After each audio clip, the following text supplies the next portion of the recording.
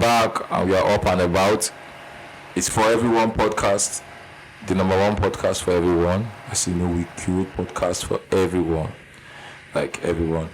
My name is Wiz on every track. Track Wiz is the name. I guess you already know. And I'm back here today with my elegante of a co-host. And today she's looking like this Mexican. She give me like some Puerto Rico vibes. You can say that. You can say that. Yeah, I'm Havila Asiono. Havila for everyone. Welcome to our podcast. Thank you. And today we have a plus. We have an addition. We have a new co-host. Yeah. Hi, Coco Bem Bem. Yeah. The audible Coco Bem Bem. Hi, I said Coco Bem Bem. Coco Bem Bem, yeah. So, have you... I feel like there's something like a trend. Is it a trend or like an epidemic in Nigeria whereby Nigerians does not want to live like Nigerians. Like anymore. Nigerians does not want to identify as Nigerians, and it's affecting every sector gradually. We're living our culture. Yeah. Definitely. We are living our culture. We are our food, our name, our identity, our everything. Even our country. we are practically getting lost. Like I say, it's an epidemic for you because even down to our fashion, Nigerians does not want to identify like with. You're looking like someone from Puerto Rico. Yeah, it has gotten to the point that people don't like sounding like Nigerians again. Yeah, I saw on Twitter the other day a video in, I think it was a primary school or something, and they were teaching the children Peter, party, party. Like it was sounding very stupid. Like, we're in Nigerians. Why must we sound like we're not in Nigeria? We don't even answer our names anymore. We answer 3 English names like that. Benjamin, Kiriko, like. And you ask somebody, like someone will say, okay, I'm from Ondo State. They show us evidence. You don't even know how to speak your language. Even in our movies, you see a typical Nigerian movie. The characters, you'll be hearing Damien, Charlotte, Kiniko. Even the tie rapper up and down. They'll see me answering Samson, and they are doing throwback movies. Are you kidding me? It's getting bad, right?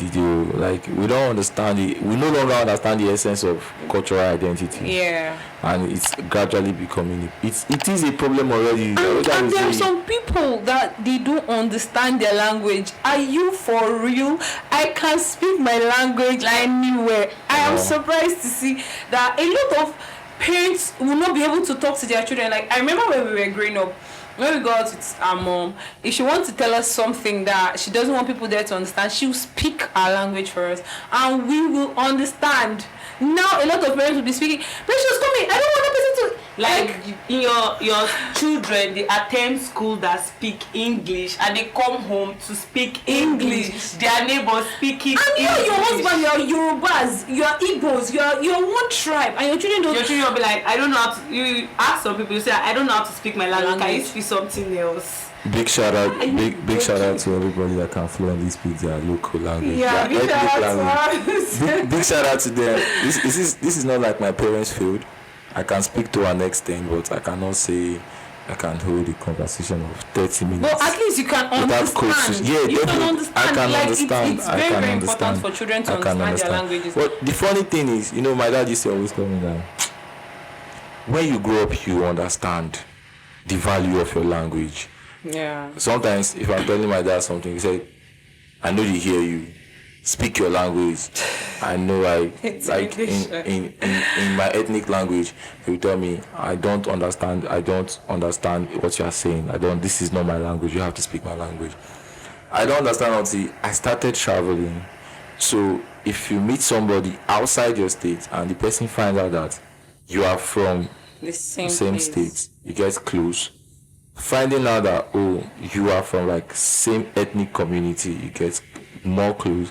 But the fact that you can like conveniently speak the same language Like he does not used to ask you where are you from, blah blah blah blah blah blah. He already calls you like you are my brother, you are my sister. Yeah, I learned. There is a point that I think I went somewhere one day. Someone was just speaking my language. Immediately, I knew that I needed something from this person. I had to just like look for a way to reply. Yeah. Look for a way to reply with my ethnic language, and immediately like he started carrying like his child. He was attending to me. Oh, where are you from? Just like that, and he started telling anybody, "This is my child. You have to attend to him very fast." And it was crazy. It was like the experience was good. Even back then in uni, I think I wanted like the whole identity thing. Living as a Nigerian and representing your ethnic group was a big deal. It's a big deal. So my friend Frank, he called me one year like, come on, try quiz. I think we are being marginalized. Other Parakbo, they go to this place and they give them something now. We are just like that. And we don't even know our people in the uni. And like, I don't understand. Being marginalized was my business. So he said we need to like form our own Parakbo, because at the end of the day, you see students of different ethnic groups. They go back to their places and they get stuff. We need to create. So I said, okay, let's give it a try. So we started, and eventually, I think after like a month or two, we created our own Parakbo, the Igbanke Student Union. Like, is it Student Union? Like, I don't know, but we had a name then. It was me and Frank. We created that. For like 2 years it was running, but immediately after we graduated, I think it's no longer functioning. But I understand doing it opened, like it broadened my whole view of ethnicity and others. Despite the fact that I have been taught a lot. So seeing people that sees you as one, so when we're in the same room, we see each other at once. So I understand I can easily integrate into that space. Yeah, but in today's world, the way we are going, like nobody want to connect or socialize again with someone from their village. Yeah. They believe that the person will worry them spiritually. I mean, international world, like in the international world, when we go out there, if you're someone that watch football, you see that they don't know any Yoruba or Hausa. If they hear Ahmed and they hear Chikweze, they'll say they are brothers, they are Nigerians. So they believe that we as Nigerians were brothers. So since we are hearing Ahmed, you're hearing Chikweze, we're hearing those ones. What about the ones that are now using like 3 English names? Who are they grading them with? It's like you have to have an identity. Your name is your identity. Yeah, that was one. Shout out to Brazilians. When you start hearing Ricardo, Manado, Valado. Bro, you can't take it. Like I feel like when it comes to cultural enclaves, Africans are the ones lacking. Yeah, we are the worst. Cause I remember 2018 World Cup. Africans, we are gradually like we are killing our cultural identity. Like Africans, we are going extinct gradually. Look at 2018 World Cup. These people. What's the name? Modric country. Croatia. Modric, Rakitic, Orosic. It was so some people they will argue that the reason why those countries they are unified is because they have one language. Yeah, they have one language, but I think that's not true. That's not true. There are lots of countries with like a lot of languages. Yes, but the Nigerians they believe that. Do you know that people? You don't know that there are lots of languages in China. Yeah. Yes. Yeah, I was surprised actually when I found out that I was in Mandarin or the main one is Mandarin. They have I was surprised. Are you kidding me?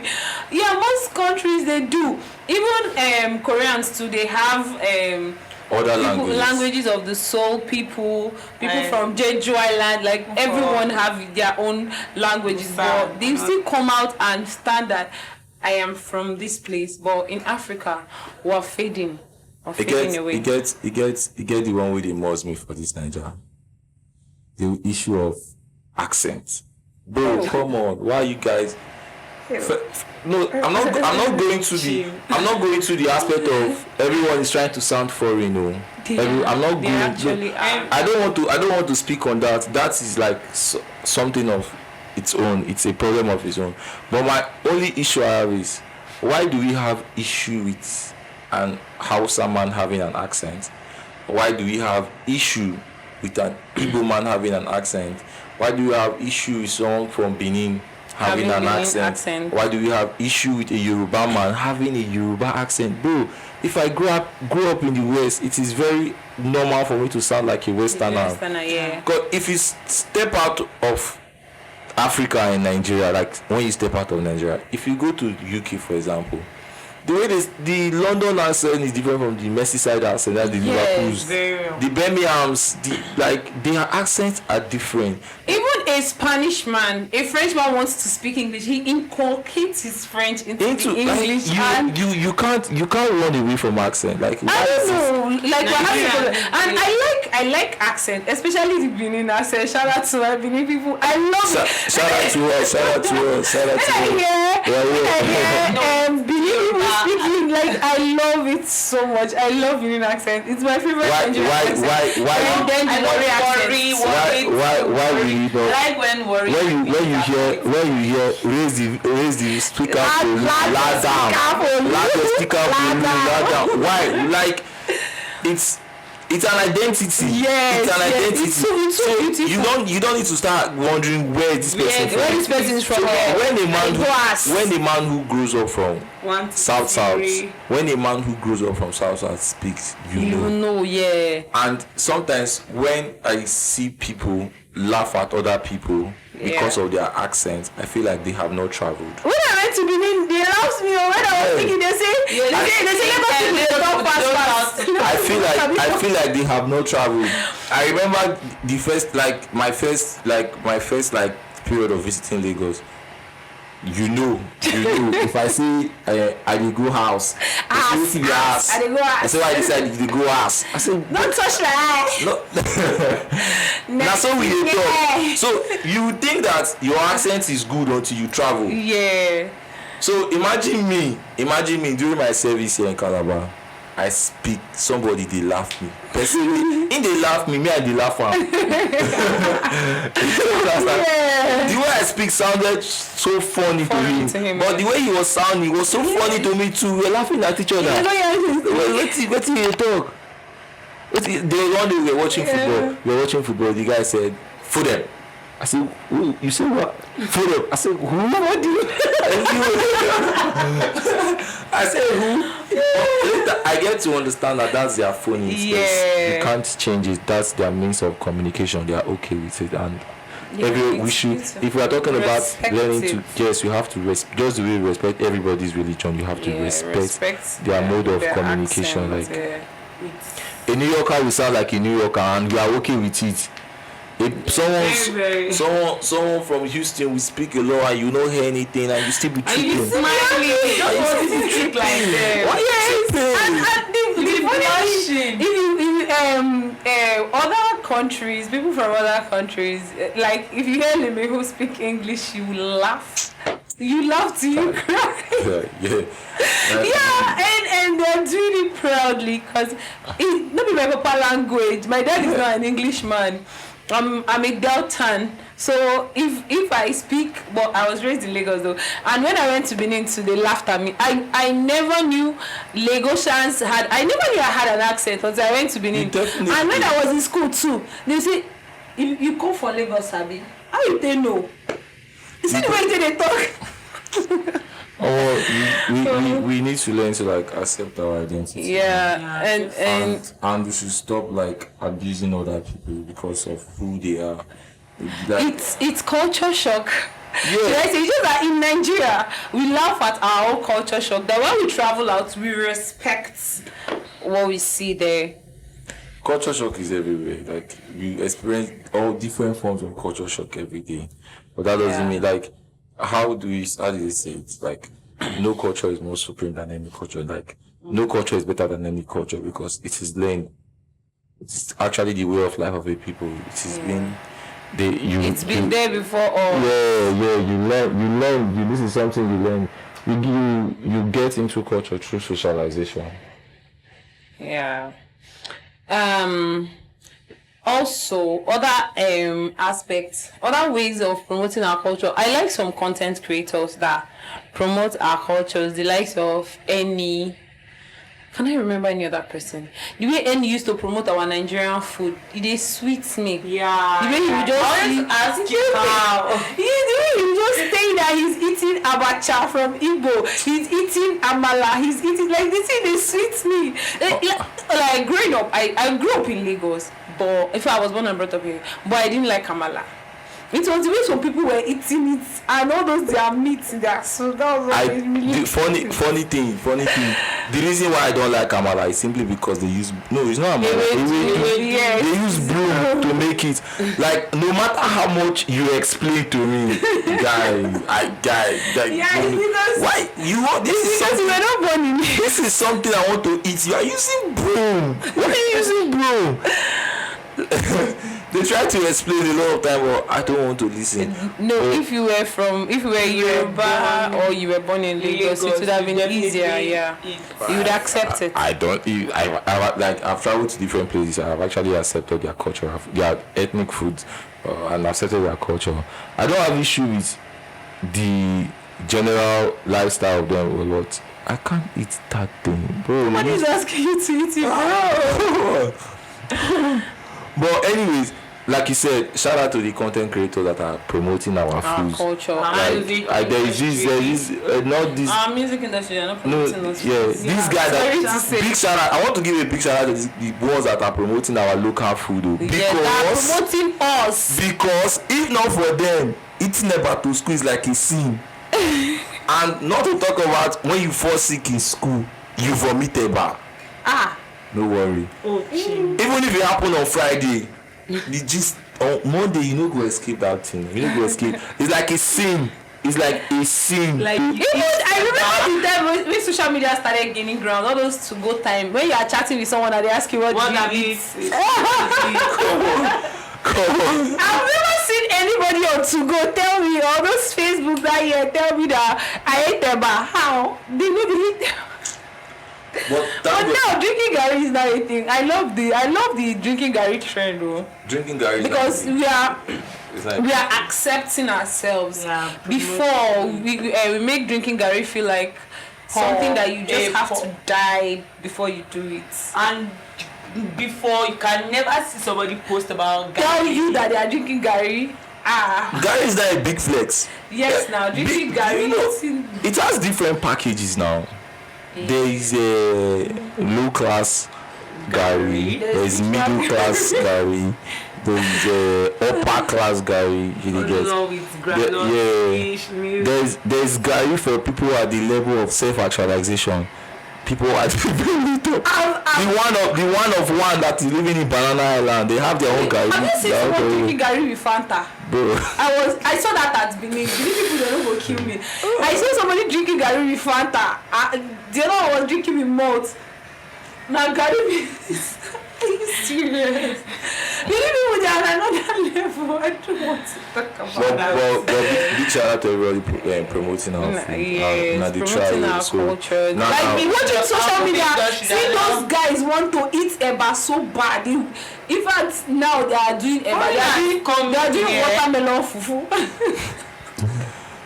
But we still have a long road to go in promoting our culture. Yeah. We like our parents and our schools. Gen Z parents. Yes, Gen Z parents. But I feel like it did not start from Gen Z parenting. It started from like way back. You know, there are people that are Pan-Africans and they have people that are pro-blacks. You get most of pro-blacks are like people from US, from Europe and the rest. A lot of Africans now, a lot of Nigerians, instead of trying to be a Pan-African, we are trying to be a pro-black.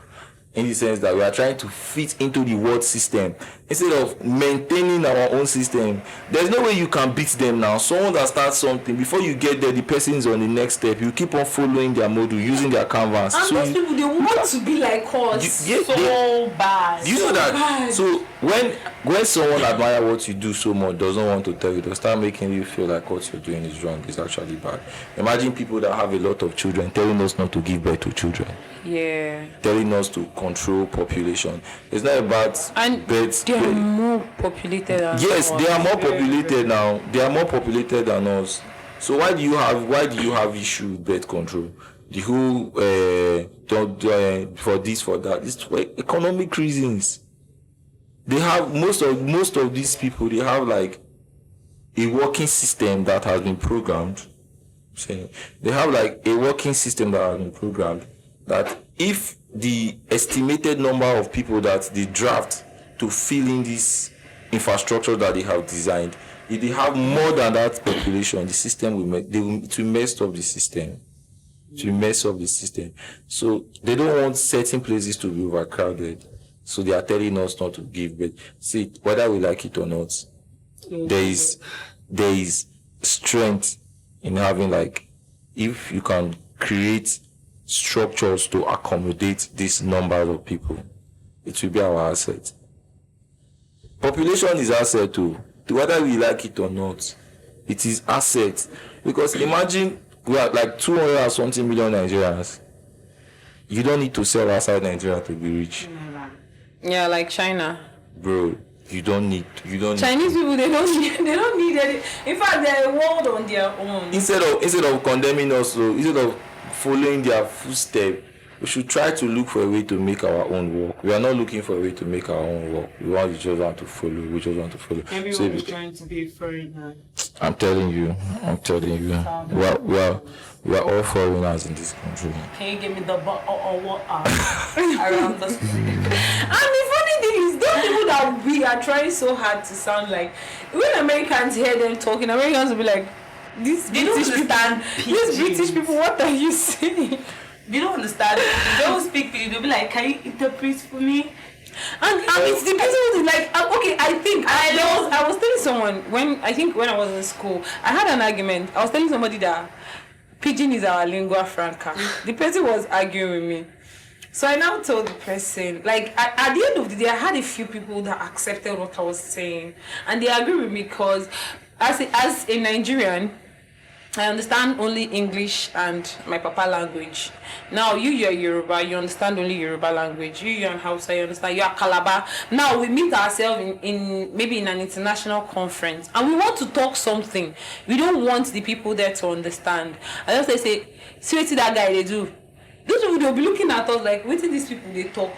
So it's not like our identity, our lingua franca, something that we can use to communicate that they will not hear, because a Ghanaian will speak their Akan language, a Twi language, right? Yeah. They will understand. We will not understand. So when we speak our Pidgin too, they will be lost. So it's I feel like Pidgin should not just be Nigerian lingua franca. It should be a West African language.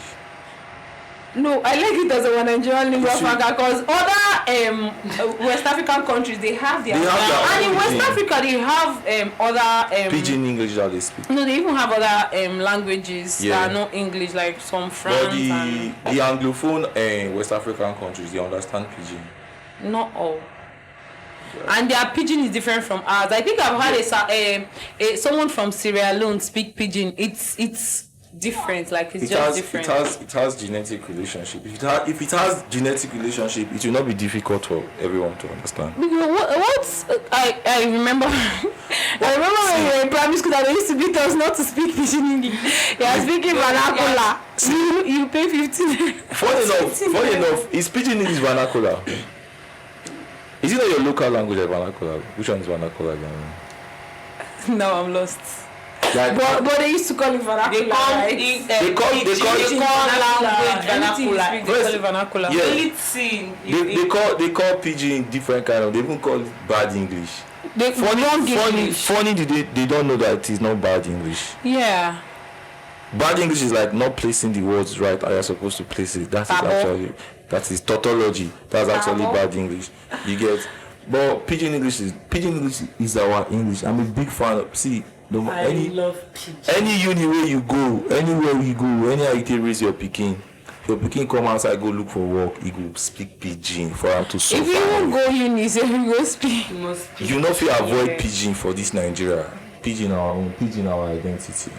Sure you get. So giving on that, like I feel like we need to work on our identity, our culture, owning up to our own people. Our food, our clothes, our everything. Like I just wonder, like why are we eating foreign foods more than our own food? When our foods are richer. Our weddings are foreign. Very, very. We don't even want to go there. We don't want to go there. We don't want to go there because we still have foreign weddings. Guys. But anyways, guys, I feel like we can go on and on this topic without even getting to an end. Yeah. You guys, so if you have any idea, any way you feel like we can maintain our identity, maintain our culture, how we can live as Nigerians, not Nigerians trying to live as foreigners. Drop a comment, say something about it. Our content creators, please help us promote our culture. Our content creators, our movies, our musicians. Shout out to those musicians that use our language to sing. Big thanks to our Afrobeat pop stars for promoting our language by all means. So I want to say thank you. I think we've come to the end of this episode, right, Abby? Yeah. You don't end it. Yeah. So before we go, don't forget this is For Everyone podcast, and I still remember by Millennials Media. Definitely. Yeah. I still subscribe to our YouTube channel, Millennials Media TV. Love you, please. You don't finish. Yeah, now. We love you. I want to talk for Pidgin. We love you. Talk about Pidgin. I love you. Pidgin. We love you. I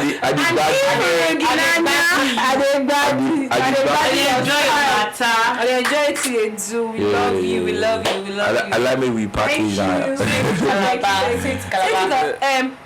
Hey, no. we are